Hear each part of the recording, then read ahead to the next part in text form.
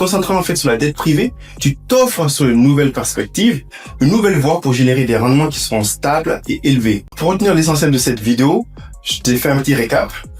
Par exemple, on a vu la dette versus l'equity. L'equity est plus risqué parce que tu es le dernier à être remboursé en cas de faillite. La dette, elle, te donne la priorité et plus de sécurité.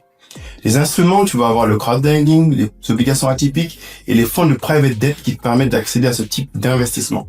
La mentalité des pros, c'est de se dire qu'ils privilégient la stabilité et les flux de trésorerie réguliers plutôt que les gains explosifs mais incertains. Et l'équilibre à faire, pour moi, c'est d'avoir les deux types d'actifs dans ton portefeuille pour un équilibre parfait entre sécurité, donc avec la dette, et croissance avec l'equity. Je pense que tu l'as compris, l'investissement, c'est pas seulement d'acheter des actions. Il y a un monde de possibilités devant nous qui est inconnu et c'est le but aussi de cette chaîne. En te concentrant en fait sur la dette privée, tu t'offres sur une nouvelle perspective, une nouvelle voie pour générer des rendements qui seront stables et élevés. C'est une stratégie de grand investisseur en fait. Et la bonne nouvelle, c'est que maintenant elle est à ta portée avec toutes ces plateformes en ligne.